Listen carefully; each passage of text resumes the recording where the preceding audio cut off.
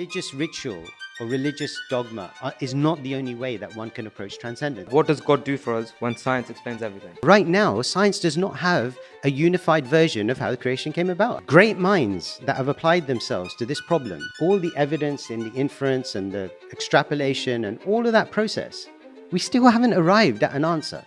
Like, don't kid yourselves that we have. It's just not true. Are we ready? Okay. So, the way this will work is that we'll start with Jay. Jay will make whatever points he wants to make in representation of his group. And yeah, good, yeah, group support. And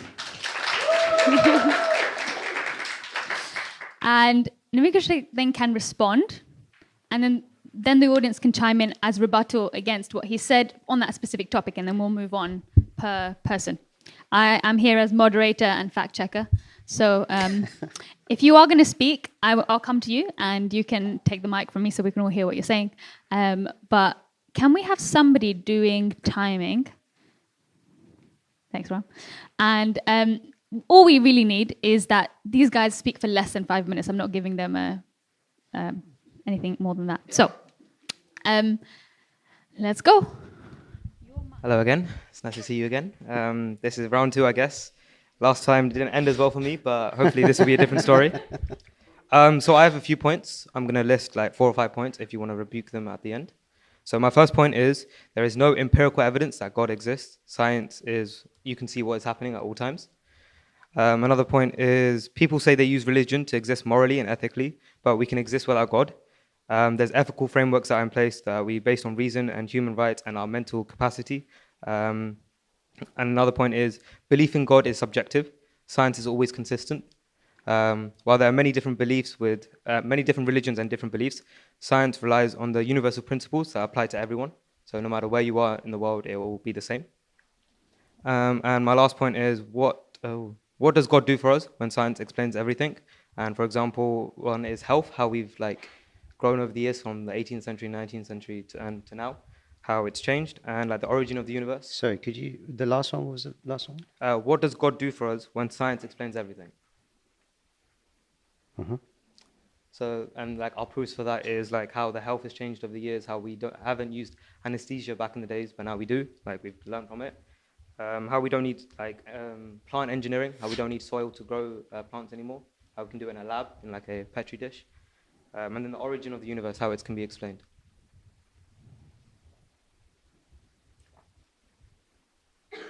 Okay.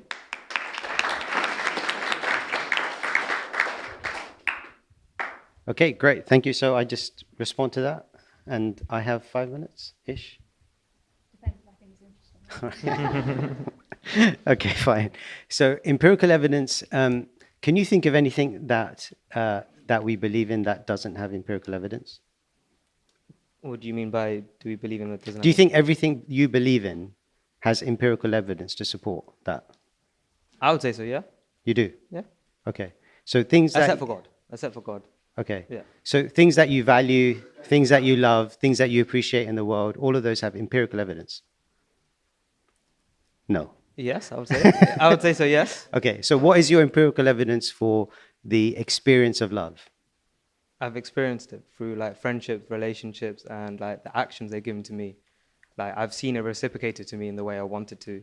I've seen it given it to me without asking for it in like a physical and way I can see with my own eyes. Okay, but its existence in terms of what it is. As in if I can hold it. Yeah. Well, No, I mean, that's like in a terms... feeling. Like, Sorry? I can't hold feelings, can I? I can hold feelings. You can't hold feelings. Grab it. Okay, so if you can't hold feelings, what does that tell you about the empirical evidence of that? Well, I don't, as in like... So you feel something? Yes, yeah. Okay, so how do you translate that into empirical evidence?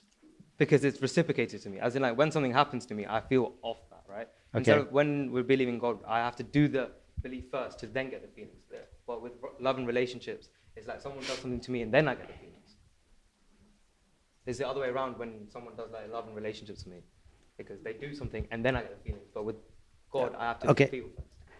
With God, you have to feel first and then you experience something. Maybe, maybe not. Okay, so I would argue that there are many things in the world that we have no empirical evidence for, and yet we believe in them because they are theories that we are working towards. We don't factually believe in them. So I'm not proposing that you believe in God without any empirical evidence, without using your intelligence, without any of those things. But I think that to demand that evidence before you engage in any journey towards that truth is unreasonable. And I don't think it's practical in terms of how we live our day-to-day lives. So I'm going to keep going through this list, and then you can rebut each of these areas with your group. Is that okay? Okay, so the second point you made is that... Does that satisfy your thing about empirical evidence? Yeah, go. So empirical evidence. Evidence is based off like stats, logic, and facts, right? If that's what you're calling, then you have even less to believe in. But, okay, if I was to ask you what's the definition of evidence, what would you say? That which supports your belief in something. With facts, logic. As in, like, if we No, it doesn't necessarily need to be facts. I mean, I don't need to have a fact to tell me that I like a certain painting. But as in, you need something to prove your claim or belief, right? Like if we were to pull up the dictionary definition of what evidence is, it will be facts or data that support or refute a claim, belief, or hypothesis. So even if it's a belief, you need facts or evidence to prove it, right? But evidence is so. Okay, you're mixing terms here. Sorry. So you're saying facts and data. Yeah. Right? So that facts and data is a certain type of evidence. It's not the only type of evidence. And okay, so how do you define a fact? There's proof behind it. Proof of concept, basically. As in, like, if I said a fact to you, I can prove it to you with, like, okay, here's your reasoning. Prove to me you exist. Prove to me you're talking to me. Okay, hold my hand. I exist. Okay. Yeah, so no. That's just a sensation. I mean, that could be a delusion. How do I know I'm not in a simulation where you just touched my hand and I'm imagining this conversation? How do I know? Prove it to me. No, prove it to me. Prove it to you. Like I said, if I pushed you. No. So this is. Have you seen the film The Matrix? Have you seen the film Matrix? Yeah. Okay, so I'm in the Matrix. Yeah. So then, prove to me that you exist? How else would you want proof? Have you seen The Matrix? Okay, prove to me that God exists without like. No. I'll get to how to prove to God. Yeah. I'm saying you want data and facts. Yeah. Okay, so let's go down this route, right? Because you're insisting that that's the only way to truth. Yeah. So I'm saying I'm in the Matrix. I'm having this experience. Okay. Now you prove to me that I'm not in the Matrix. I can't prove to you. Okay, so you can't even prove to me that you exist. I've just proved it to you, as in I've showed you that. No, you cannot prove to me I'm not in the Matrix. Okay, in this materialistic world, I can prove to you I exist. What? In this world, I can prove to you I exist by grabbing your hand. I can give you the sensation. You can give me what sensation? This is an illusion. I am in the Matrix. What bit of that don't you get? So everything I'm in the here is the Matrix. illusion. I'm in the Matrix. You're saying something. You want me to prove it. I'm asking you to prove it. You can't prove it to me. Okay. So you can't even prove the basic point of your existence. And you're telling me that data and facts are what you believe in, and that's how you live your life. It's just not true. It's an absolute fabrication. It's a fabrication that we believe in only things that we have facts for and data for. It's just not true. It's not how we live a life. So as in, if we use that means everything's an illusion then. What? Why? Because like you said, how do I exist, right? I'm saying, yeah. I proved it to you. I'm not saying that. What I'm saying is true. I'm trying to illustrate to you the ridiculous nature of taking a position that I only believe in something which has empirical data to support it. Most of our life, we do not use empirical data to substantiate every position that we take. We just do not do it. It's just not true. Okay. And it's a false claim of science. And it's not even science, it's scientism. So people who don't really understand science are making claims, like scientism claims, that science, so-called science, explains all of this, whereas science makes no such claim. Real science makes no such claim. So in the same way that we don't live our lives without any evidence, you're saying we don't need any evidence for believing in God either. We should just go along with it. I'm making the distinction between how we are defining evidence.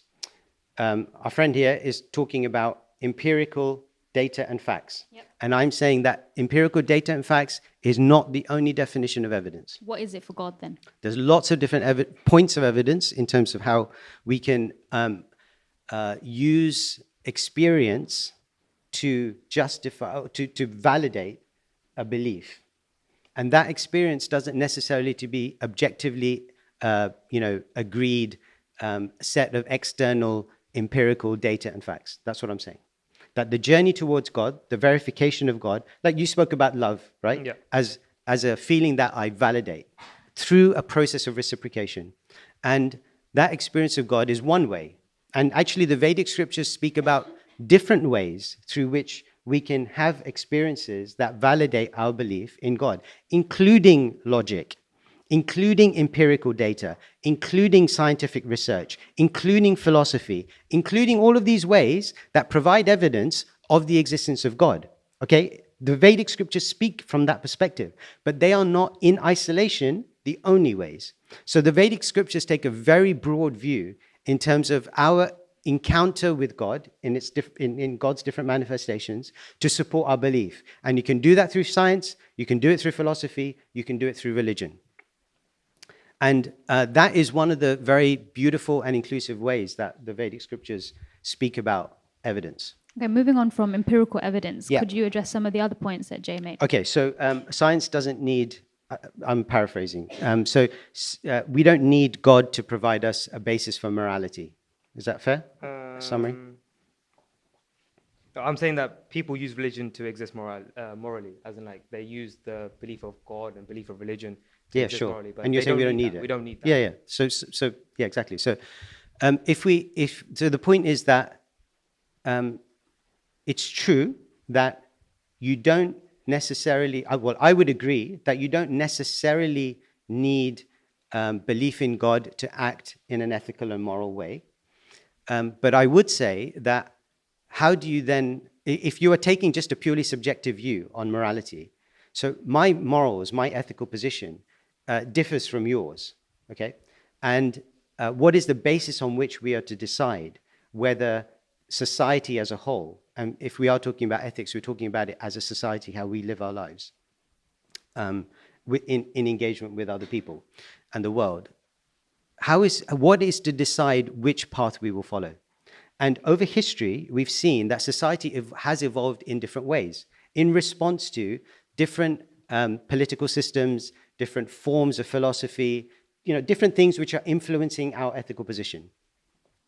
And I would argue that those different perspectives have not been ideal in terms of their outcome.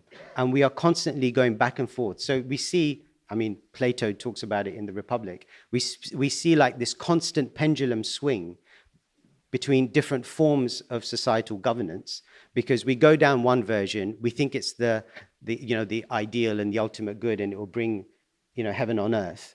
And then we realize it doesn't work, and then we swing back to another extreme. And even in modern times, we can see that in political systems going on in the world around us. So what the scriptural perspective on this does bring is a perspective that can underpin a more consistent and universal approach to how we apply ethics and morality. Okay, that's fine. At least we've got to, we both agree on the part that we can live morally without the existence of God. Yeah. That's the main part we're trying to get to. So I don't have any rebuke against that one. What about the fact that science explains the origins of the universe, the origins of humans, which is what we previously used God to describe? Okay. How does science explain the origins of the universe? Oh, you asked me, sorry, my bad. Yeah, because there's evidence behind it, as in I can't speak, I'm not a scientist, so I can't really speak on that part. But there is evidence, Okay. like Big Bang Theory and stuff like that. So I think we can agree that great personalities like Stephen Hawking and Einstein and others grappled with this question. So what was their answer to how the universe came about? What, as in the Big Bang Theory and stuff like that? Yeah, so whatever it might be. Yeah. I'm saying that there is no comprehensive account of how the universe came about. If you want to talk about empirical data, none of you were there at the time, right? You're not using your senses to remember a time when the Big Bang came about. So the fact is that if you're talking about empirical data, in fact, the truth is that we infer, we see some, microwave radiation coming back, and, we try and trace back a point in time. We look at the way the universe is behaving right now, and we try and extrapolate as to what might have occurred in a point in time. But isn't that's evidence that's logical reasoning? As in you're extrapolating It's not precise. data that you've already It's got. not precise, and it's not completely... It might not be 100% accurate. No, but let's be clear. Right now, science does not have a unified version of how the creation came about. that's just a fact. I'm not saying it's got 100%. I'm not... Not 100%, not 10%. Okay, but it's got something, right? Okay, but that's like saying... but your point here is that there is no gap for God to fill. No, I'm not saying there's no gap for God to fill. I'm just saying you said that we've extrapolated data like from radio waves, microwaves, and everything. So we've got it from something. We've got our research, our Big Bang theory from something. Yeah, what have we got for God? Cosmic background radiation. You Yeah. have lots of different evidence that pretty conclusively points to the fact that the universe started at a singularity. The fact that it sounded as okay. First of all, I think when you use the word like proof, evidence, even conclusive, position, this is not how science uses these terms. Like we do not have that degree of confidence in how the universe came about. But even if you do accept that, even if we do accept that there is broad consensus amongst scientists today that that's the best theory on the table right now, is that it came about from a singularity. Even if you take that position, the fact is that we know nothing about that. We know nothing about the conditions of the singularity. We know nothing about the conditions that preceded the singularity. We know nothing about the conditions that led to the singularity doing something like manifesting in your universe. We know nothing about that. Just because we don't know it now doesn't mean we can't know it in the future. Sure. I mean, there's always a post-dated check. I mean, just because right now I don't know all the works of Shakespeare, not to say I won't know it tomorrow. Fine. I mean, we can all go around saying that forever. Right? I can say just because I don't know God right now doesn't say I won't know God tomorrow. I mean, these types of claims are just purely, they're just hypotheticals, right? So like, where is that going to take you? The point I think we're trying to discuss here is that do the Vedic scriptures provide any additional insight into the nature of creation which science currently cannot account for? From my perspective, that's the question, right? And as I understand it, and my understanding of science as it is right now today, is that we do not have any real degree of understanding or information how the universe came about. And your main point behind that is because we weren't there at the time. No, forget. I'm just saying, if you want to stick to empirical data, that's one perspective. But through all the great minds that have applied themselves to this problem, all the evidence in the inference and the extrapolation and all of that process, we still haven't arrived at an answer. Like, don't kid yourselves that we have. It's just not true. Is there any, at this point, rebuttal from the audience? We'll take a few hands up if anybody has any points they'd like to make. Yes. 1 second, I'll come to you with the mic. So you can say that the scientific explanation for the creation of the universe is flawed in some way. Sure, but if you look at the Vedic story of the creation of the universe, that seems even more illogical because you're going into a world of fantasy. You're telling me there's someone lying on a bed of snakes with a stem coming from their navel. One snake. Yeah, sorry, one snake, multiple heads. And then on the heads of these snakes is all these galaxies and planets and stuff. Like, what is the logic of that? You can't tell me that you believe that as someone who is from science. And if you're saying that is the story of God, that doesn't make sense. Yeah. So let's just be clear, right? When you say it doesn't make sense, what do you mean? In terms of what we've observed in the universe, it doesn't make sense. Like, No, what doesn't make sense about it? it's fantasy. It's like kids' book stories. But why do you think it's fantasy? It just seems fantastical that somebody has just imagined that there are these. We have no proof, essentially, that the universe exists in the same way. Let's distinguish these two things. Let's leave proof aside. We can come back to proof in a moment. But what is it that makes you think it's not true? It's illogical and inexperiential. No, okay. Use the word logic carefully. Like when you say it's illogical, why do you think it's illogical? There's nothing illogical about it. I mean, logic, what's your premise to be able to say that's not logical? That God should conform to my understanding of what God should be, and therefore he doesn't, and therefore it's illogical. Is that your argument? I don't like that concept of God. If you're telling me, oh, God doesn't fit in Not your like. mind. Not like. How is it illogical?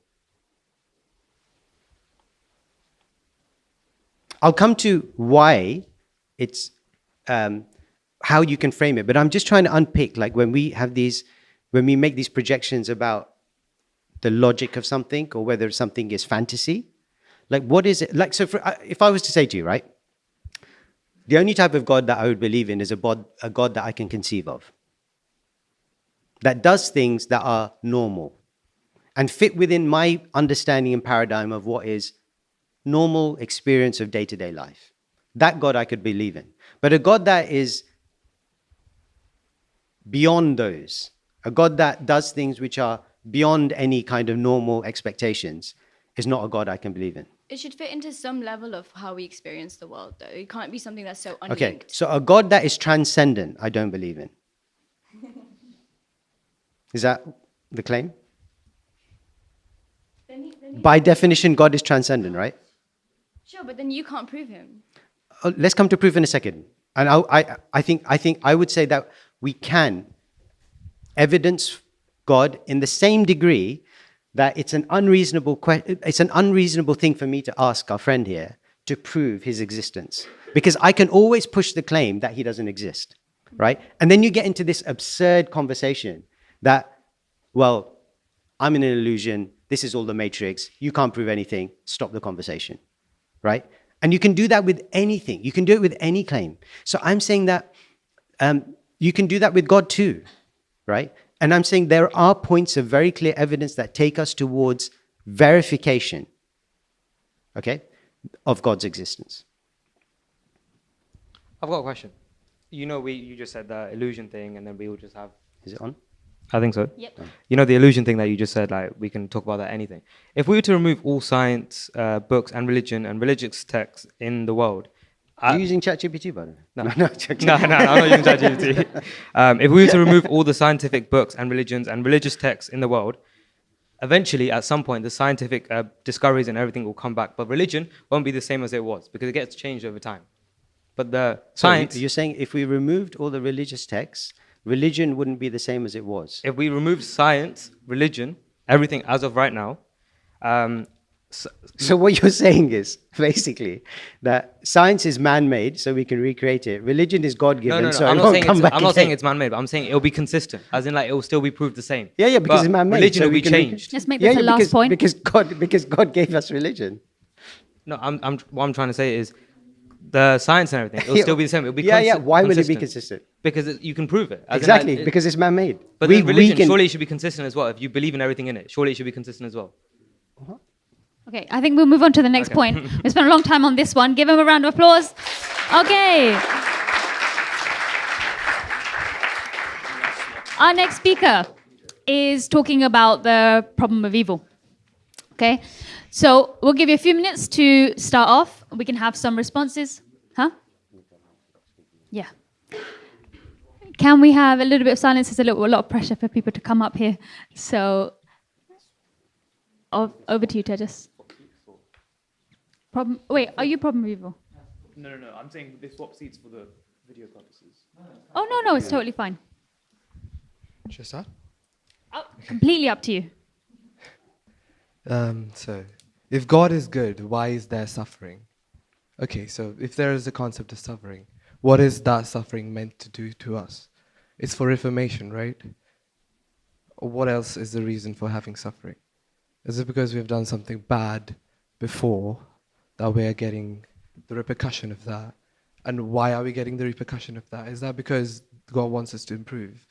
And if God wants us to improve, why isn't there transparency in what we're getting as a result of what bad when we've done? That's my main point. After that, why isn't there a world where suffering as a concept doesn't even exist? Why isn't there just happiness all around? Why is there a need for suffering? If God is all-powerful, why doesn't he just rid us of everything and give us a starting point where everything is good? What's the need? I think that's my main 2 points. All of my others are responses to what possible outcomes you can come up with. Yeah. Okay, So can we give him a round of applause?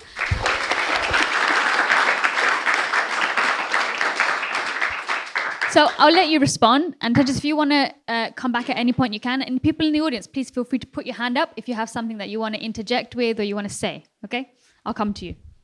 Okay, great. So the problem of evil or problem of suffering is obviously a huge debate within religious belief, and why many people don't accept the existence of a omnibenevolent and omnipotent God, right? So this idea that if God is all powerful, then he's not omnibenevolent because he's allowing suffering to occur, and if he's all all compassionate and all loving, then he's not omnipotent because he doesn't have the capacity to alleviate suffering. So this is a massive issue in terms of why people turn away from religion, actually, and that's been the case for a very long time.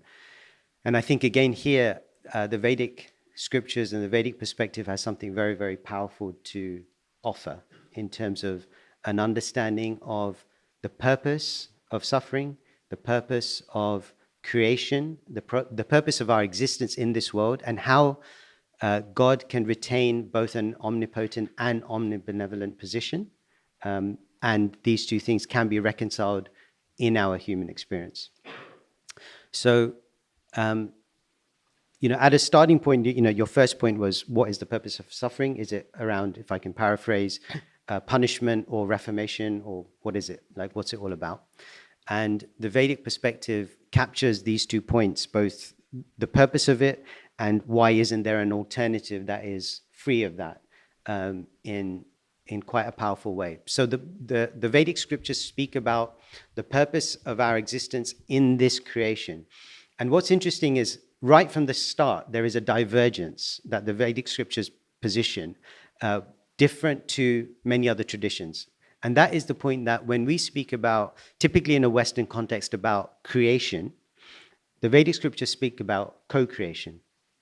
That the world is essentially a response to our desires. And it is responding initially and then ongoing in response to our desires. So what is the purpose of, and it speaks about a realm or free from the material energy, which is termed as samsara, which is essentially like a cycle of suffering and happiness, which come and go, as Krishna says in the Gita, like the summer and winter seasons. Now, what is the point of this? This idea that we experienced in this world a realm where we are held accountable for actions. There's one aspect where there is an action and there's a reaction.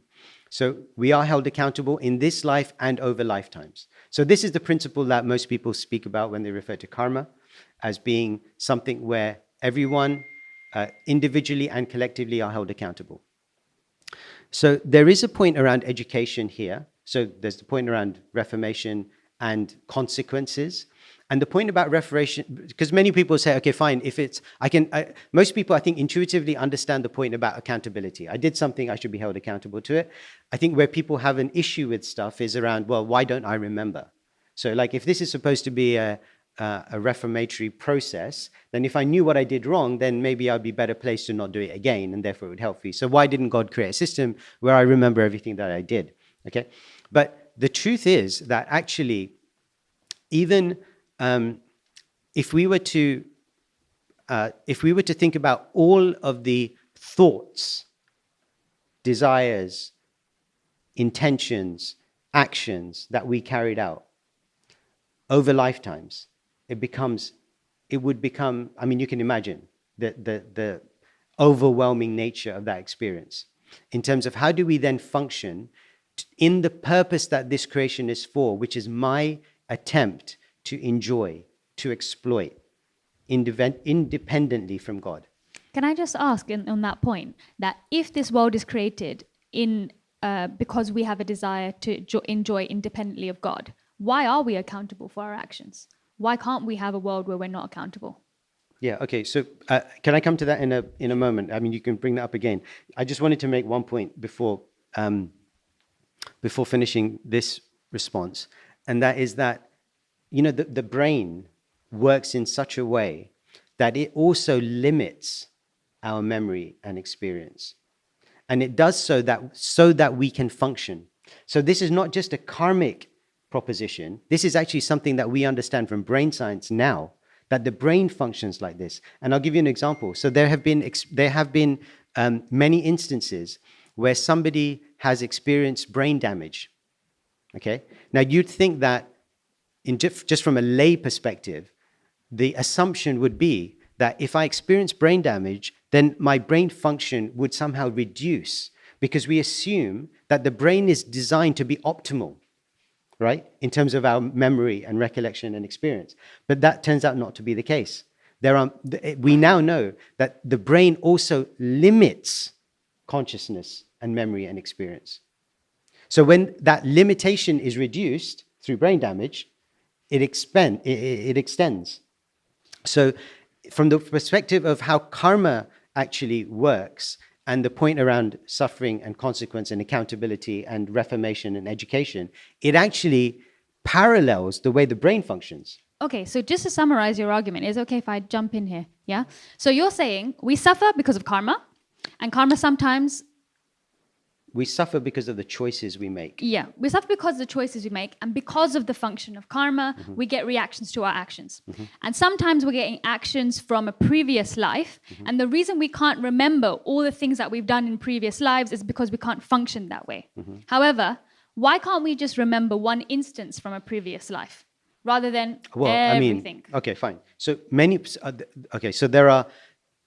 The Vedic scriptures actually speak about this and as to why that happens.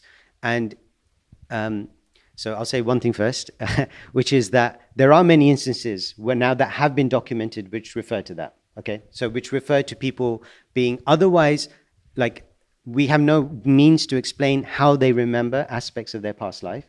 And that's been documented through many different cases, but, through the works of Dr. Ian Stevenson as an example, but there are many other instances of that occurring. But leave that aside as in terms of the empirical evidence to support this notion of past life. But even if you think about this idea of why we don't remember, so the Vedic scriptures speak about this idea that the subtle body, the mind, in Western philosophy, the psyche, essentially acts as the medium between the spirit, the self, and the gross body, or the physical. And the Vedic concept is that this subtle mind carries the self through the journey of different bodies. And it is that what that subtle body is absorbed in, which comprises its memory and its remembrance and its biases and conditioning and inclinations through to different bodies.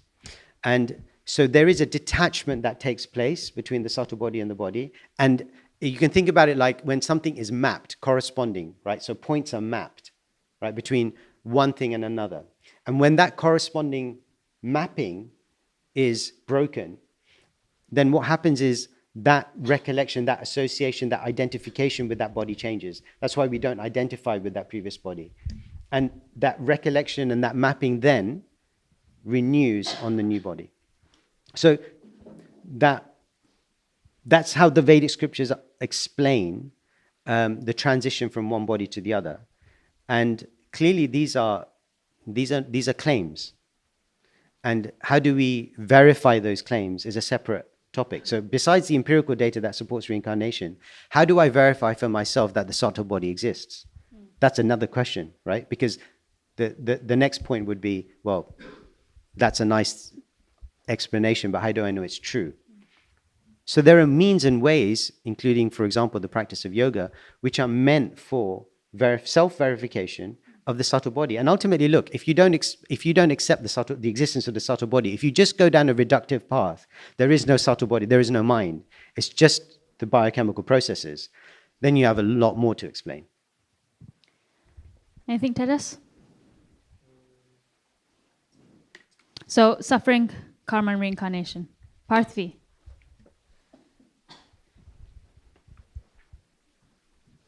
You're explaining that we can't remember past experiences because they will prevent us from functioning. They'll be whatever detrimental. But God proceeds, and you're explaining the brain also forgets things, even in this lifetime. But God precedes science. Why does he have to conform to that? Yeah. Okay. Fine. Sorry. Further, sorry. Why we, if God can do whatever he wants, why do we still have that flaw that we can't function with? Yeah, I'm arguing, why do we have that flaw? Sure. No, I think that's a fair objection. I should have completed the response by also adding that when we speak about the purpose of creation, the purpose of co-creation, the purpose why we're here, is this notion that I mentioned about that independent enjoyment. So that thing which actually limits, and this is why the brain functions in this way, so that thing which provides the facility for us to be able to continue trying to enjoy in this way, to continue trying to exploit the world, is based on our ability to forget the past. Because if we could not forget the past, we would not continue to be able to exploit the world to our own enjoyment.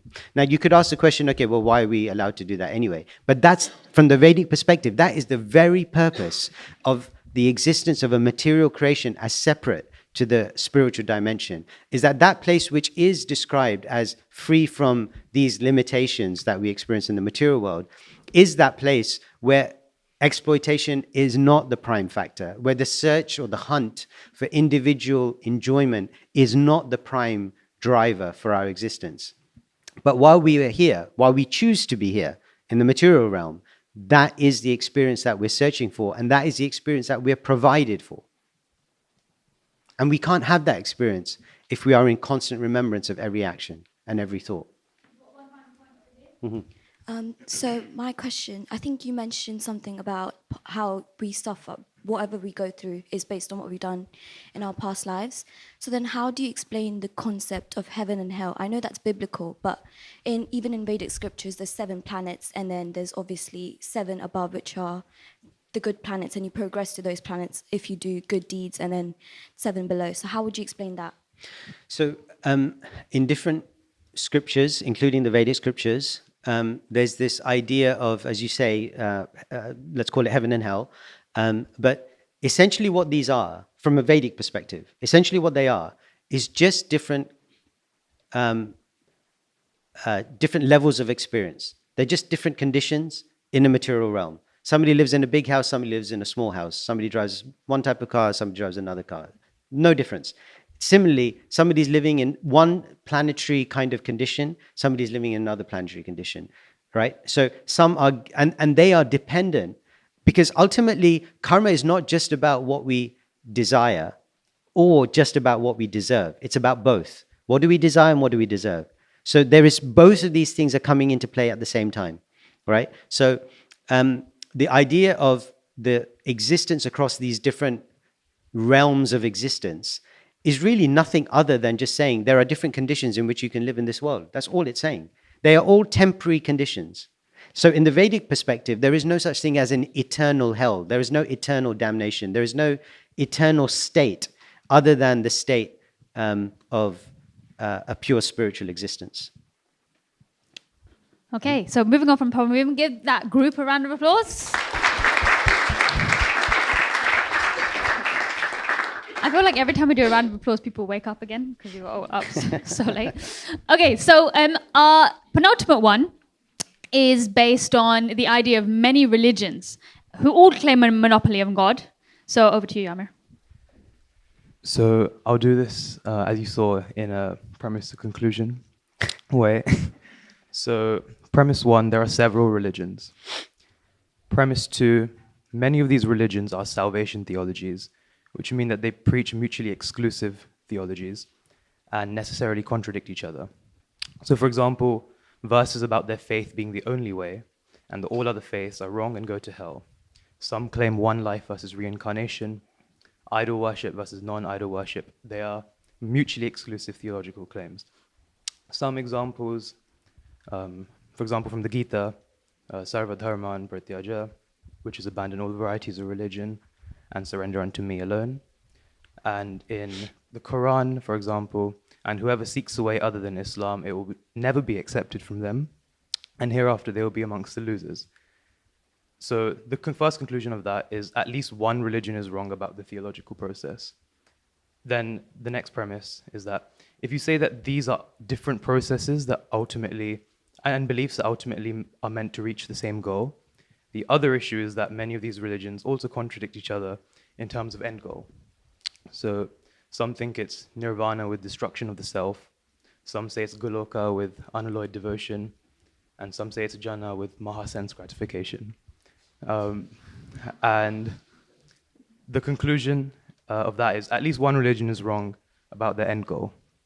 So if at least one religion is wrong about the process and end goal, then because most religions are mutually exclusive salvation theologies, it is likely that only one religion and God is correct. However, it is probabilistically unlikely that there is only one correct religion and God out of many. Therefore, God likely doesn't exist. Why do you say? Oh, sorry. Round of applause.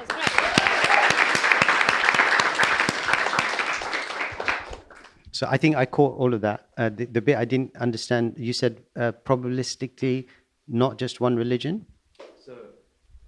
I said that if one religion is wrong about their process and end goal, then because most religions preach mutually exclusive salvation theologies, that their way is the only way, it is likely that only one of them is correct.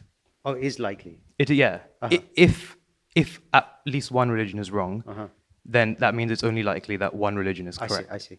And however, it is probabilistically unlikely that only one religion is correct because there are so many. Oh, I see. Okay. Well, okay, I'm not sure I understand why you would come to that conclusion, but I don't think it's necessarily relevant to the argument. So I think I can try and address some of this and see if there's any outstanding bits. So, yeah, look, I mean, when we speak about what to speak of outside of the Vedic tradition, even within the Vedic tradition, there's a multiplicity of paths recommended in different aspects or different scriptures. So I don't see, and this is the limitation of logic when you try and frame it in logical terms like that, because logic does only deal with these discrete categories, and that's why so much of truth has to fall outside of the realm of logic, which you can come up with all kinds of things which are absurd but logically coherent, and yet absurd in their conclusion, right? So logic is not it cannot be the limitation here. But even if we use the framework that you've provided, there is no reason why different traditions could be proposing different aspects of a truth. And when those truths are perceived or seen from our perspective as being contradictory, right? So they're making, as you said, mutually exclusive claims around that. When you're speaking about mutually exclusive, I think not in a technical way, in the sense that they appear to be mutually exclusive. They're not technically mutually exclusive, I would argue. So in the same way that, the famous story of the blind man approaching the elephant, right? So to that person who has that experience of touching the leg of the elephant, it appears to be mutually exclusive, that somebody else could be touching another part of the elephant and describing it as a snake because they're touching the trunk. So for that person, they are touching a different feature of the same reality. And to their limited knowledge, if all they know is the leg of the elephant and it feels like the tree of the trunk, the trunk of the tree, if that's all they know, then it seems to be mutually exclusive. And I think that the reason why many religions legitimately and understandably would have that type of laser-like focus and almost to the exclusion of other things is to promote and ensure that people follow at least something with a level of seriousness. But it also promotes conflict between religions. It promotes conflicts within religions, between religions, and within religions, depending on our interpretation. So I would agree with that in terms of how we apply it, how we interpret it, how we bring it into the world. And obviously, I think, as you mentioned, over time, these religions have been applied and interpreted by human beings who bring their own filters of prejudice and bias and all of those types of things and then we end up with a result which is not always something that we would like to see. Yammer? So I understand this idea of having things a certain way in a religion so that people do something at least. Mm-hmm. For example, I think you could compare certain, for example, Jannah or other ideas of heaven, where they talk about a lot of pleasure. You can compare that to the subterranean heavenly planets in the Bhagavatam and say that this is a subset of the larger picture. But some claims are actually I wouldn't say that's contradictory, but some claims like one life Yeah, versus sure. reincarnation, where there's like, this is the only life. It doesn't feel like a subset Yeah. of that. And so that means that even if it's good for that person at the time, they are actually incorrect. No, And just to supplement his point, you have some parts which are completely contradictory about what's religious and what's not. So idol worship versus non, and what things you can and can't do, and they seem completely contradictory. So I agree that that's what they seem like, but I think we have to understand that these different religions were spoken in a time, place, and circumstance. They were spoken in a particular context for a particular social condition, addressing a particular need that needed to be addressed at the time. So idol worship, for example, even in the Vedic scriptures, in some parts of the Vedic scriptures, is described as being not recommended. In some parts of the places, it's described as, in terms of idolatry, right, as opposed to deity, which is described in the scriptures. But then even when you get into idolatry, you can take that philosophical point further and say, well, if everything is the energy of God, then why can't I make up something and worship it as God? So there are different ways that you can approach a philosophical principle. But to your point about, one life. So the reason why I thought that that's what you were referring to, that type of thing, and that's why I said I don't think you're using it mutually exclusive really in the technical sense, just because there are many instances within Christianity and within Islam where mystical traditions, and not necessarily mystical traditions, have accepted reincarnation as part of their fundamental belief, but it has been removed from that tradition.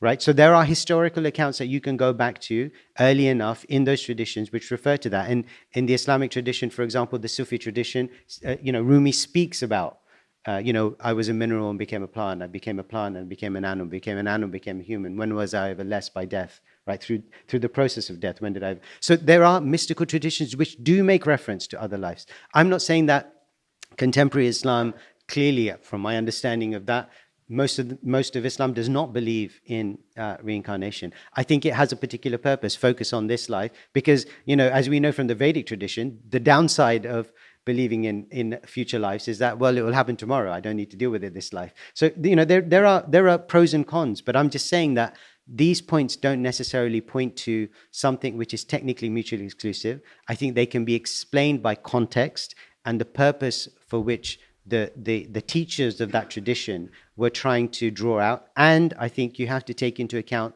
the full breadth of that tradition in history, which then points to things like principles like vegetarianism, which has almost completely been abandoned in most traditions, but which very clearly exists in the original text of those traditions, but has been abandoned. So that's not a contradiction. It just means it's changed over time.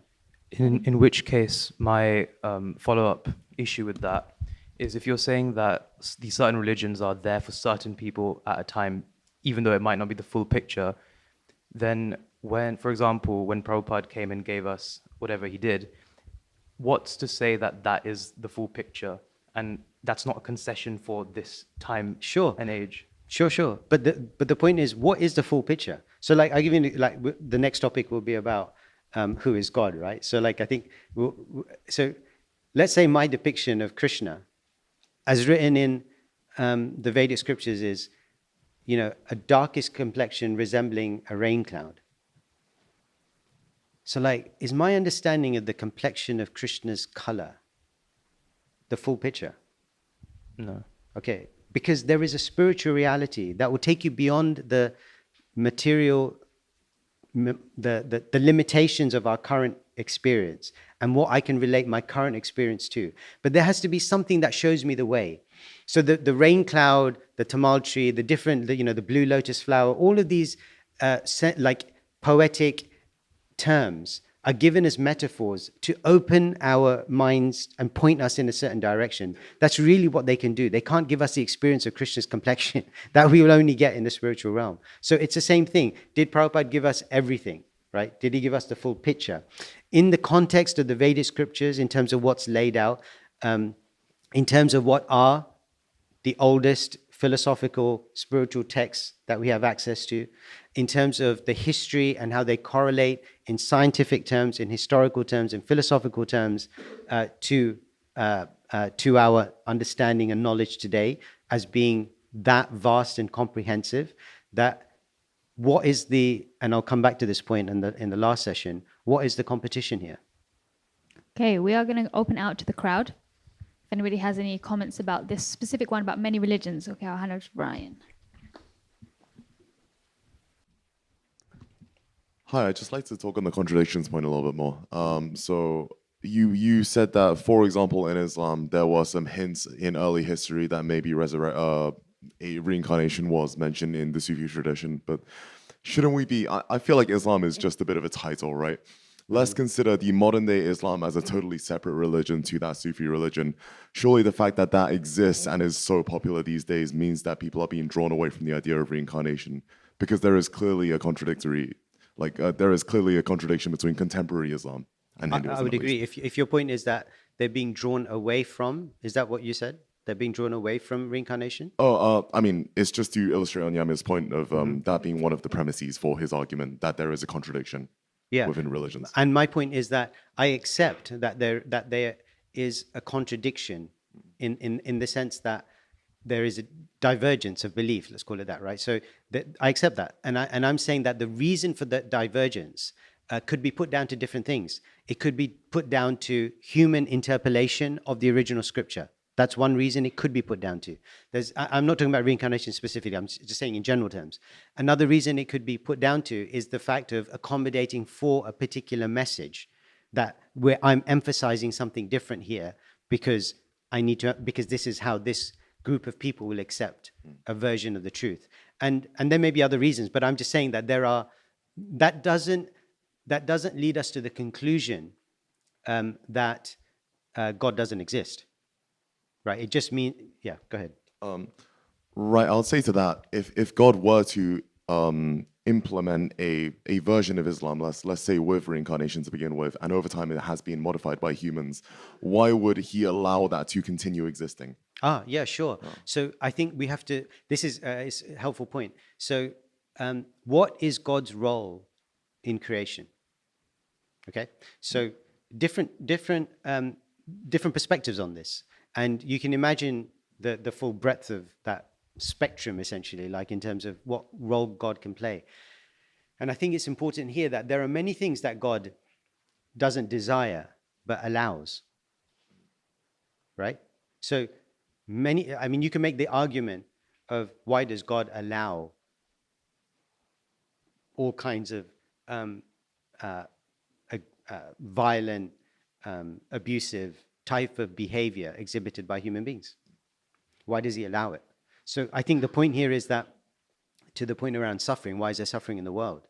That there are things that, so God has desires, what he wishes, and that is not necessarily the same as what he allows, because we have independent free will. And that free will is allowed to play out because it's an essential, necessary condition for the expression of love, which ultimately is its ultimate expression. Free will dovetailed to expressing love. But we can also use that free will to exploit. And if we choose to do that, then we have to live with the consequences. Okay, can we give a round of applause to that topic? Okay, well, moving on to our very last topic, which is, now that we've explored, is there a God? Why must it be the God that the Gita proposes, which is Krishna? Whenever you're ready. Yes, I'm ready. First of all, I'm very glad to be back here following a conversation at breakfast. But I'm just going to cut straight to the chase. Scriptures essentially assign Krishna as having these 64 qualities, and they basically say that this is an objective metric through which Krishna's divinity is therefore assumed.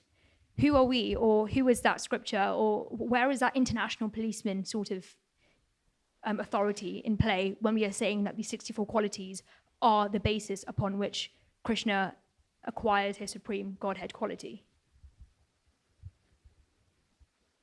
Okay, so just to understand, one clarification. Are you saying what is the authority of the source of the 64 qualities, or what is the 64 qualities? Why those 64 qualities? Both of them, but we can start from the authority and then go from there. And I think maybe also just to supplement that, sometimes the argument is made that Krishna is the supreme of all the different gods that you can describe within Hinduism because he possesses all of these qualities, whereas the other ones may possess some percentage of them. Okay, sure. Okay. So I would say that I don't think so. The 64 qualities is a framework that has been created by teachers in the tradition. It's not present in the original scriptural texts as revealed by God in the Vedic, kind of orthodoxy, if you like, right? So that's within a particular tradition that tries to describe Krishna in this way for our understanding. So I wouldn't necessarily concern ourselves too much about the authority of that 64, because it was practitioners of that tradition who will accept that framework of 64. Not everybody will accept that framework of 64 because it's within a particular tradition. Okay, so if we're not accepting, or if not everyone is accepting it, then what framework are we accepting for this assigned authority of him being supreme Godhead? Is it just because someone has written it in scripture? So if I go and write Shiva is a Godhead today and I publish I don't know, some sort of scripture on it and it's reproduced for thousands and thousands of years, does that make me now the authority? And who has given me authority to do that in the first place? Yeah. So, so if we look at the Vedic canon, so like the Vedic scriptures, in terms of what are they saying, in terms of what is the identity of that Godhead. So we're not talking about, so now that's why I'm trying to distinguish that which came through human beings who I might value personally because that person is a teacher in my tradition that I'm committed to, and can't really reasonably accept you to accept from a different tradition, right? But the original texts which define the Vedic tradition, those there is a common agreement that people within the broad umbrella term of Hinduism accept as authoritative. So then where does the agreement come from? And which are those scriptures? What is the foundation of that agreement and on what principles? So when I say agreement, I'm talking about self-selection. So I choose to practice Hinduism. Okay. And then I refer to these texts as being the authority of Hinduism. So isn't that a subjective thing in and of itself? So the acceptance of any authority is a subjective thing, right? Right. So there's no denial that I'm accepting the Bhagavad Gita, the Vedas, the Srimad Bhagavatam, as something that I'm choosing to do based on the authority that I perceive within those scriptures. Right. So that means that, do you then implicitly agree that then Krishna cannot be assumed as being the objective Godhead, since it is a subjective understanding, surely? Yeah. So when you say objective, right, like how do you frame that in terms of? Right, like a universal truth that cannot be essentially rebutted, and like a universal truth that exists, but there is no evidence of that universal truth existing, which is what us assuming like Krishna as being Godhead. There is no tangible evidence. So when you say it's Krishna, coming therefore from subjectivity that this consensual agreement has been formed. Yeah. Okay. So let's just take a step back, right? So when you're referring to Krishna, you're speaking about the specific form of Krishna who plays the flute, has a peacock feather in his. That's the Krishna you're speaking about. Is that correct? Not really. To be fair, to be honest, like I'm not really sure on that. But if we're just perceiving Krishna as Krishna, then I guess that could also form in the umbrella. No, the reason why I'm asking that question is because, to your point about objective truth, and let's call it, like I like to call it, ultimate reality, like to try and find what is that ultimate reality. Yeah. So the Vedic scriptures have different names for that ultimate reality. So Krishna is one, and so we can speak about, and we can get into why is it that depiction of Krishna as that cowherd boy in Vrindavan with the peacock feather and the cows, why is it that particular form of Krishna that is supreme? That's one question amongst all the other versions of Godhead, right?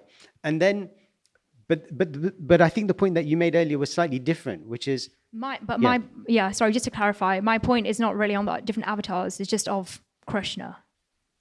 like of the OG, like I don't know how to really put that in philosophical terms, but the original, I guess how Plato would say it, the original form of the good, the sun, essentially, in the Plato literature, that would be essentially the Krishna form that I'm ascribing to. Yeah, but what I'm saying is that, are you talking about that an original form exists at all? Yes. Or that Yes. it is Krishna with the peacock feather?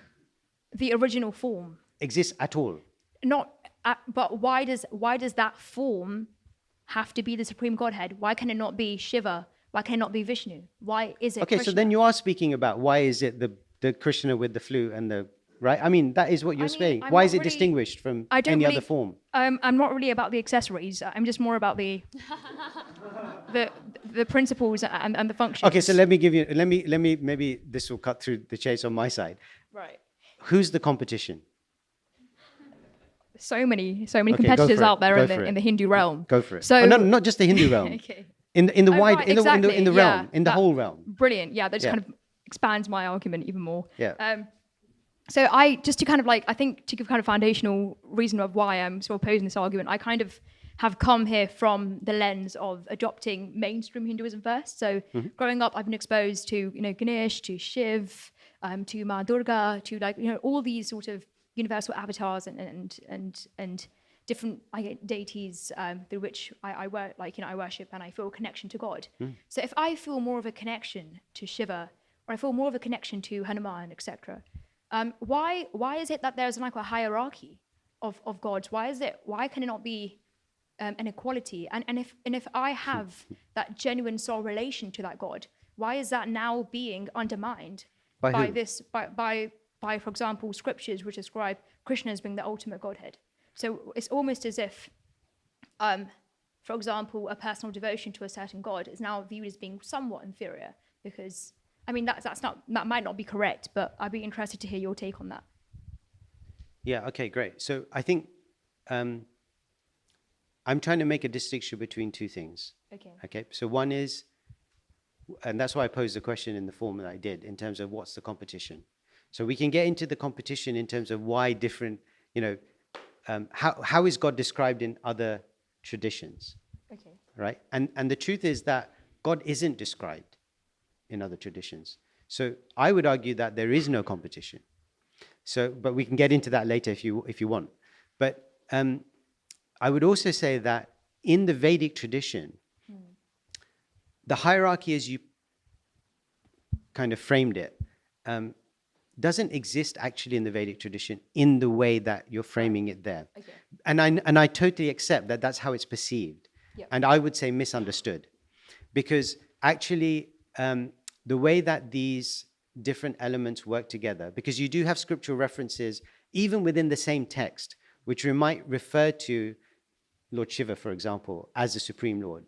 Okay. Right? And this is a fundamental difference in the way that the Vedic scriptures speak as compared to Western philosophy, where the Vedic scriptures do not allow themselves to be boxed into mutually exclusive terminology, so that you can't have things which appear to be contradictory ultimately reconciled. So the central principle of particularly the Chaitanya Vaishnava tradition is this notion of achinta bheda bheda tattva, like this simultaneous oneness and difference, that you can have two things that are simultaneously one and different. Now, in strict logical terms, you cannot have that. But in the Vedic text, and many examples are given to that extent, like the sunlight and the sun. So you have energetic emanations from the sun, which are in one qualitative way non-different to the sun, but in a quantitative way are completely different. So you have that ability within the Vedic text to reconcile these different approaches to God. And so therefore, this notion of somebody worshipping, having a particular attraction to different devatas, or different, just in the same way that somebody might have an attraction to a particular guru. I mean, it's no different. They are essentially conduits to a supreme Godhead. And then even at the level of the supreme Godhead level, that polymorphic ability of God to manifest in different forms is there in the Vedic tradition, and there's no perceived contradiction to that. That why would God be limited such that he cannot manifest in different ways according to different people's reciprocation and love towards him or her? Okay, so I think I'll just move a bit away from that and just talk a bit more, I think, about just, I guess, pre-organized religion and sort of going back to the ancient Indian times when, I guess, kind of talking back to the concept of competition and how, people used to worship fire, water, these other sort of elements. And so there has never really been, I don't think, any single point in history, and correct me if I'm wrong, where Krishna has been worshipped as being sort of the sole unifier, the sole sort of the leadership of the Hindu religion. And therefore, do you not think that there was an actual valid reason for why that has not been the case? Like, and doesn't that then go on to show why we should not perhaps just ascribe Krishna as being at the top when there is all this competition, there is so many different ways in which we connect to religion? So again, I think it's a helpful observation. So the fact that it wasn't unified in the way that you described it there, I don't see as a problem. Okay. The fact that it's not unified simply means that different people are allowed different paths towards their approach to transcendence. There's no problem there at all. Like even within the yoga system, there are different forms of yoga. Yeah. So again, this is a significant departure from other traditions where the Vedic scriptures speak about, religious ritual or religious dogma is not the only way that one can approach transcendence. Okay. We can approach transcendence through science. We can approach transcendence through philosophy. Agreed. So we can do those things. So I take that and I agree on that principle. But what about the fact that, like, on this earthly existence that we've had in history, there's not been a single point in time where Krishna has been ascribed as being at the very top, or not at the very top even. Let's break out. Okay, I think I need to like move away from this like political hierarchical analysis, but more so that if there really was at least some truth in the statement that Krishna is like at the top, why has it not been recognized by the collective human consciousness at all? But I would say it has been. So in the historical kind of narratives of ancient times, it has been described about those who know, and that's what I meant by what's the competition, those who describe the Supreme Personality of Godhead, those who make reference to the Supreme Personality of Godhead are speaking about Krishna. Who else are they speaking about? But then what? Why? Like, why does that qualify? Because that's what the Vedic scriptures describe as the Supreme Personality of Godhead. Right, exactly. So the Vedic scriptures in and of themselves, why should they have the authority to take that? Like, because we're basically foundationally accepting. So the whole premise of this relies on, okay, I think this is kind of going a bit of a tangent, but we're basically accepting, like, word by word, everything that has been written in scriptures. But has the scriptures given a reason why this is the case? Well, because it's true. Because it's true, and because why Krishna, and also because why Krishna is the Godhead. Because it's true. Scriptures. So why the point of scripture, from a Vedic perspective, the point of scripture is that it is God's revelation. Who else? Okay, put it this way. Okay. Who else should describe who the ultimate Godhead is? Okay. Other than God. Okay, but do you not also agree that there could be or could have been distortions of this text? Totally, I completely accept and so the fact that there could have been. Well, not entire, but at least perhaps a significant proportion of its value. No, sure, I can completely accept that there could have been. The question is there? Okay. Right? So then we have to look at the historical, the tradition itself, how the knowledge was passed down, what existed prior, is it consistent across different traditions, different parts of the world? I think then we have to draw a conclusion. Into a different topic about kind of the validity of scripture. But thank you very much. Can we give a round of applause? That's awesome. Okay. So, what I would like is if anybody has any, obviously this was a God debate and we picked 4 topics that we thought were the most kind of prominent. But if you have any questions just generally about the existence of God, I'm going to start it off with one question. And if it triggers something for you, just put your hand up because this is the place actually to clear doubts. So if you have a doubt, bring it up. So my question is a very simple one, which is if I want proof of God and I ask God to appear before me, why doesn't he? So I can want many things. And that's not to say that God is my servant and he should do as I ask. So, yeah, you want to come back? But if we are describing God in this sense, that he wants a relationship with us, then why wouldn't he? Why wouldn't he what? Just appear before me. I want a relationship with God. I want to see him face to face. Yeah, so God says you can see me. Like, you can see me right now. So the question is, no, I mean, it's true. Like, you can't see behind that wall, right? Something exists behind the wall. So what Krishna is saying in the Gita actually is quite profound. Like, there are different layers of God's revelation to us in this world. And some of them are immediately accessible. You just have to open your... So like Krishna lists in the Gita different ways through which we can see him manifest through his energy. So when he sees, I mean, as an example, like, you know, just when he's speaking about about particular manifestations in the world. So like the idea of the Vedic scriptures is that you can look at the world and see in the world the energy of Krishna. Now, somebody could say like, but I want to see the form of Krishna. And this is what I'm saying, is that there are, when you approach anything, any subject, you do go through stages of understanding that subject, of understanding the object, the kind of essence of that subject. And so just as you're approaching, you know, I don't know, like a mountain, or you're journeying towards the sun, or whatever it might be, there's a certain revelation that comes first, and then further, and then further. And then the closer you get, the more detail that you understand and experience. And that's just a very basic way of conveying this notion that Krishna says that if we understand, if we really want a relationship, if that's the premise, and if that's true, then you can build that relationship right now, because you can start to see things as an expression of Krishna's energy. You can see them in relation to Krishna. So the universe is described in its many ways. The sun, the moon, as, you know, like in describing like Krishna's eyes, the trees as the hair standing on his head, the rivers as the veins running through his body. Like the idea of the cosmos being the embodiment, the material embodiment, as an imaginary conceptual idea. That is what it is. It's not like, you know, we're talking about it literally, and the scriptures themselves talk about it conceptually. But that's a preliminary understanding. So are you saying that if I do go on a spiritual journey, that I can at some point, it's possible to see God face to face, not in the way that it's described? Yeah, sure. Okay.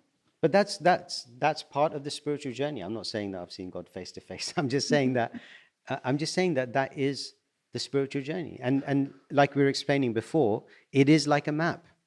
You know, you can't question before you do anything, before you're willing to even walk out the door, question the validity of the map, because you won't get anywhere. I mean, you can try, you can use some basic parameters. Does it look like it's been published by an authoritative source? You can make some basic kind of judgments on that. But then at the end of the day, you have to walk out the door. So the point is that, okay, you're saying that I want an experience, I want a relationship with God, but God's not appearing before my eyes right now, today. Well, it's like you have to walk out the door. If you really are genuine and you want that relationship with Krishna, Krishna is telling you what that relationship building process looks like. It includes walking out the door. And then you'll see how that journey correlates to your experience and to what Krishna says in the Gita. Thank you very much. Audience questions. We will start with Urvi, then we'll go to Tejas. Oh, we'll go Urvi, then Ryan. Bhakti, and then we'll go to people that have spoken. Okay. Hi. Something I've always been a little confused about is the limit of human experience and the capacity of humans to be able to understand certain things. So, for example, we live in a 3D world, and that's all we can perceive. Now, mathematics explores, for example, 4-dimensional shapes, 5-dimensional, and up to infinite dimensional shapes. And that's something that we could never perceive or actually understand as humans. So in a similar light, the Vedic scriptures, sometimes I wonder that as true as they might be, maybe they are a two-dimensional version of something that is actually infinitely dimensional, and therefore there is a lot of information and a lot of truth to that we simply cannot understand and we cannot access. I think that's a great point. So the Vedic scriptures, by definition, in terms of if you think about it just as a written text, those words are words which need to convey some form of meaning. So I would say that there's two bits to this. The first part of it is that, yes, they have, from one perspective, they have the limitations of words have, right? And we have the limitations that eyes have and brain, all of that stuff, right? So the limitations that you're speaking about there. There's a second dimension to this, though, and this is why scripture or Krishna's words differ, and they do have a different potency or capacity than other written words. And that is the ability for them to reveal Krishna's intent, for them to reveal to us, to have an impact on us in a way that, at the end of the day, when we talk about words and their, language, and in the Vedic scriptures, we speak about sound vibration, so that sound, slight divergence here, but the Vedic scriptures talk about 4 layers of sound. And only the last layer is audible, like with the ear that we're normally conversing on. The other 3 layers are subtle. So this notion of what is the effect of these different layers of sound on us. And so the Vedic scriptures are formed in a way that reflects the universal patterns. And this is a very kind of deep subject in the scriptures about how Sanskrit particularly reflects those universal patterns that have resonance with our subtle and spiritual being and our tangible, like physical bodies, in a way that they can help us awaken to spiritual understanding. So I would say yes, on one level, you can think about it from the perspective of the normal limitations that you can apply to words, that, like I gave the example that, we're describing Krishna's features. Now, how much can you describe them in metaphor and poetry and all of these types of references that you can give? But ultimately, the experience of Krishna's features is nothing that you can describe in written form. So there are those limitations, but we should also understand the distinction between those words that are spiritually empowered to reveal knowledge that is otherwise inaccessible. Okay, thank you. Okay, so relieve these people of their duties. Thank you very much. Give them a round of applause.